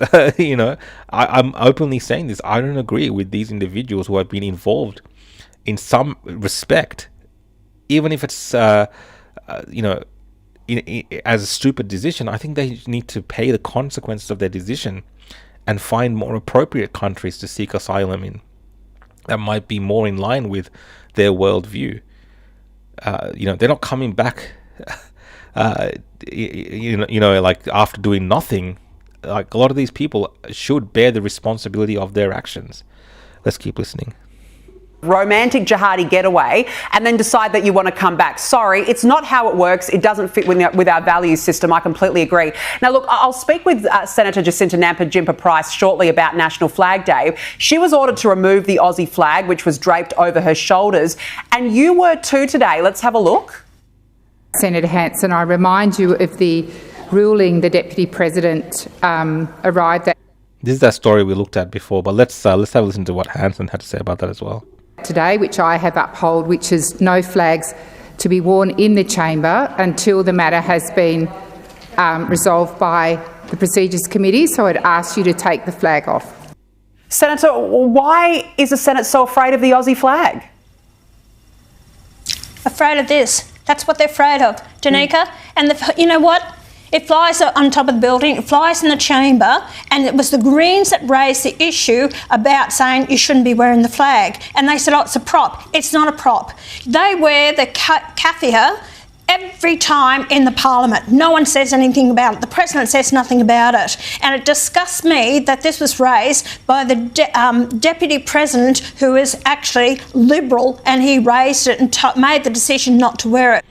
Anyway, we'll stop that there. But yeah, great points by Pauline Hanson on the ISIS brides. I definitely agree with her. I did see a story just before I came on the show here, and it looks like Albanese may have been telling some fibs, which doesn't come as a surprise to any of us. Prime Minister Anthony Albanese appears to have misled Parliament after labelling reports of ISIS brides being returned to Australia not accurate. I don't think it would be the first time that Mr. Albanese has misled the Australian people. Whatever happened to the $275 electricity bill savings or whatever nonsense he was going on about? Prime Minister Albanese has appeared to mislead Parliament by insisting reports around plans to bring ISIS brides back to Australia were not accurate. After a senior member of the New South Wales Police confirmed discussions about the repatriation are underway, Mr. Albanese earlier today said reporting by Liam Mendes in The Australian saying there were secret plans to return ISIS brides by Christmas was false. Those reports are not accurate, Mr. Albanese said during a parliamentary sitting on Wednesday. However, Sky News host Sherry Marrickson tonight revealed that New South Wales Deputy Police Commissioner and veteran New South Wales Counter-Terrorism Chief David Hudson told a police estimate session today that he had been advised about the arrival of ISIS brides back into Australia, saying there is no doubt New South Wales Police will have a role in their resettlement. I mean, come on. This means the Prime Minister appears to have misled the Parliament over this highly controversial issue, she said. In a recording of the police estimate session, Mr. Hudson was asked whether police would play a role in brides being repatriated. We are still working through that issue with the Commonwealth. Well, that means with the federals. The roles have yet to be finalised between what New South Wales Government, including the New South Wales Police Force, and the Commonwealth roles will be. No doubt we will have a role, as will broader New South Wales Government, as we have done with previous returning brides of foreign fighters and children of such, the Deputy Commissioner said. So yeah, definitely it sounds like Albanese is telling fibs again and misleading all the Parliament and of course all of Australia. It's so tiring, isn't it? Mr. Hudson said that reiterated that roles agencies involved in the operation are yet to be determined. If the AFP don't play a significant role as they have previously, we will. We'll have to work that out, which meetings next week in Canberra aligned with the Australian-New Zealand Counter-Terrorism Committee meeting, where I'll try and explore that further. So this New South Wales police people are clearly in discussions about what they will have to do with these returning brides who are coming back to New South Wales. So there is plans afoot, and Albanese today in Parliament apparently denied the reports and said it was all false. So again, they're trying to pull a fast one on us, and he's being caught out. And I'm not surprised. This typical Albanese. He does this all the time. It is what it is in a way, but I'm glad that he's being called out on it, and hopefully he gets more exposed for lying about this. Let's just have a look before I finish off the show. We'll see how our mate Thomas Sewell's going. I think we had about 74,000 signatures as the start of the show, and it looks like now there's 77,000 signatures. So a few thousand more have been added on to deporting Thomas Sewell. Whether that happens or not, it's yet to be seen, but it is a interesting statistic nevertheless to follow. Yeah, guys, so I'm going to do the last couple of super chats and read a few more comments from you guys, and then we'll wrap up. It's getting close to 11 o'clock at night. Thank you for joining in for the show. So we have two from the Adriano Valentino. Adrian, I can't read one of your comments because that could get me in trouble, especially after we saw Adelaide Police go after someone for holding up a sign. So thanks for that super chat, but I will read this comment from you. Gutless politicians keep oppressing citizens into a corner with endless taxes and regulations and laws and rules to abide by the corrupt justice system. I definitely agree that I feel like as individuals, the system is against us, the everyday person. You know, obviously there's people that benefit from it, but the most people do feel the weight of the system on them. And whether that's by design or whether that's just the consequences of bad management of the system, sometimes it's hard to tell. It could be a combination of both, but it is not designed to be easy for us. You know, at every corner they talk about increasing taxes, whether it's, you know, inheritance taxes, whether it's taxes on unrealized gains or whatever, right? They will always find ways to get more and more money from the populace, at the same time also burdening the population with things like, you know, returning ISIS brides and other nonsensical things which don't really benefit the existing, you know, community and the existing citizenry. Great issue, mass immigration, right? We can have a serious discussion about mass immigration, but they don't even really want to go there. So everything just kind of burdens the people, and it makes life feel miserable. So I agree with the sentiments of what you said, and yes, there's definitely systemic issues as well with the judicial system, which we won't go to today. This is from 0555 Pink. What made you go PORP, if not comfy sharing, and what you've been doing in Canberra? And please don't think your loud haters speak for majority. 100%, we love you.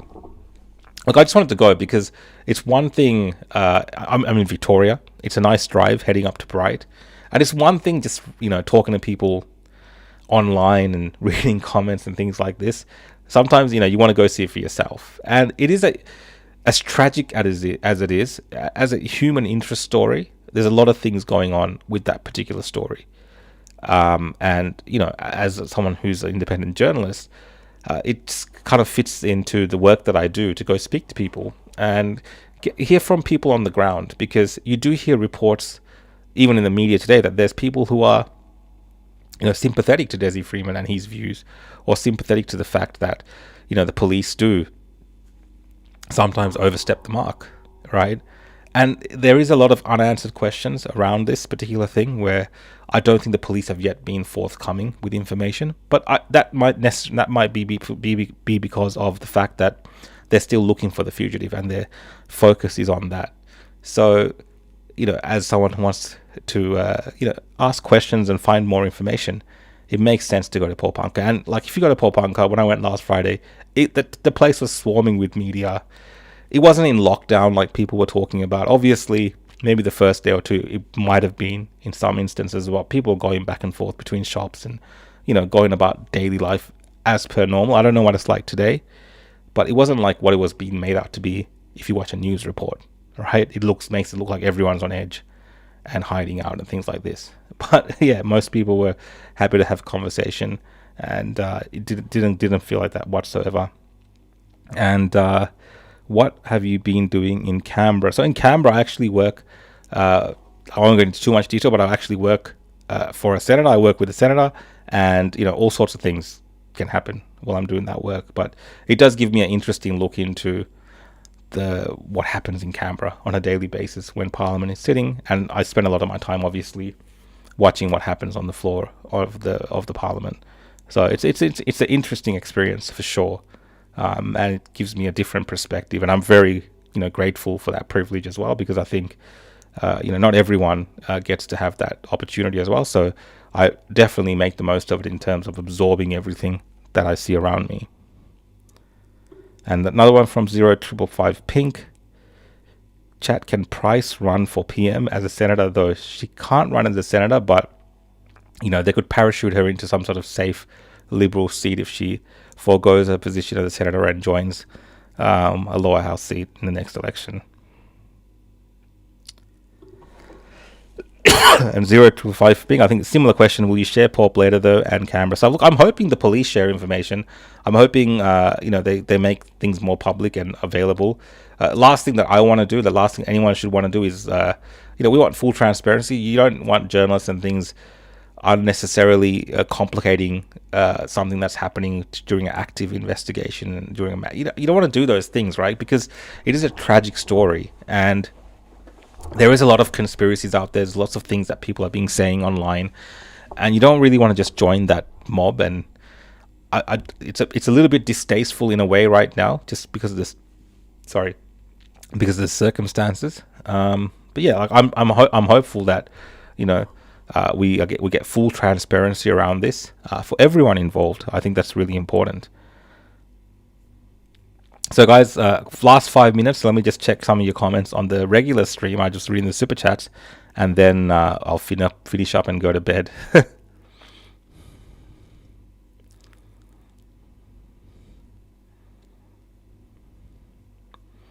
Let's have a look.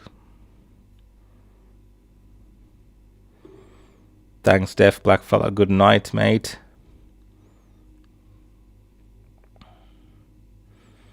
Dragon Horizon says, deport all foreigners. Mate, come on. Maybe we can talk about that on the next episode, what you mean by that exactly.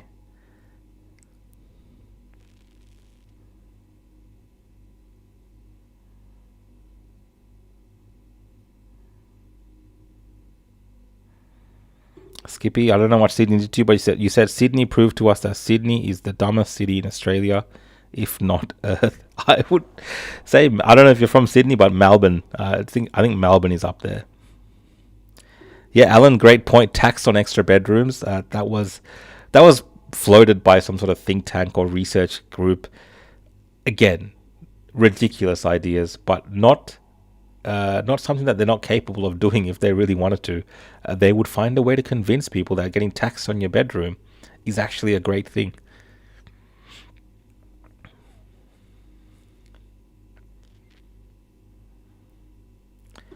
Daniel says, we need you in places like that. We don't trust the mainstream media. Definitely, when it comes to this story of Dezi Freeman, the mainstream media from the very start has had a narrative agenda. And that is, again, has been just taking that particular story of Dezi Freeman, which they don't have, like, the information, especially at the start, wasn't as much as the information that we have today from what's being told by the police. Like, they just took all these liberties with, like, just labeling whole groups of people and targeting, sovereign citizens, this and that. And, they want to be crazy there with their stories. It's quieted down a little bit now. But, the media they just have their own agenda when it comes to these type of stories.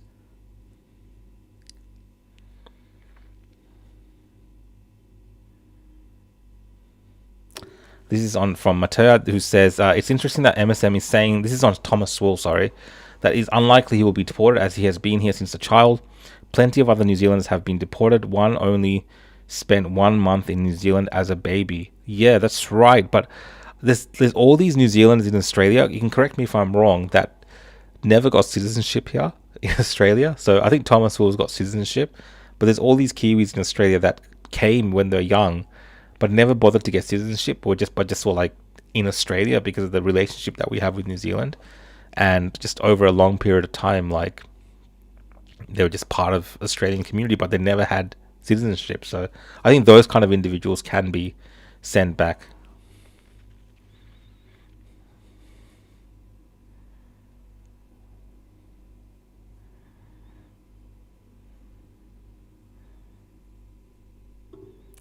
Saying Labor wouldn't rule it out. I hope you're not referring to the bedroom tax, because we're going to find then other ways to make our bedrooms useful. People were saying they'll knock down walls and things like this. So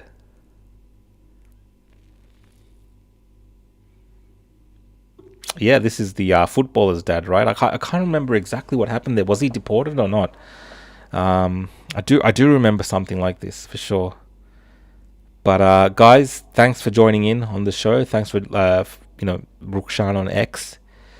Another late one. Unfortunately, I'm on the road, so it's late when I get a chance to do this. Next week on Monday, I'm actually traveling. I'll be probably on a flight during the time of the show, or landing just wherever I'm going. And I don't think I'll be able to do the show on Monday next week. So I probably won't be there on Monday next week for Rukshan on X. But the next couple of days could be interesting next week. I'm going to be somewhere interesting. Can't say exactly what's happening yet. And that could lead to interesting shows. It could be Rukshan on X I'm doing next week. It could be something else different. I could be doing collaborations with Avi. I don't know. It's going to be really interesting few weeks coming up for me. And if you're following me on X, Facebook, and YouTube, you'll be there for all of that as well. But I'll definitely try to do as many episodes of Rukshan on X while I'm on the road as well. I really appreciate your company tonight. Thank you for all the comments. Thanks to you for the super chats. I think I've covered them all. Yep, definitely covered all the super chats. But yeah, thank you for joining in the conversation, guys. I know it's late for many of you.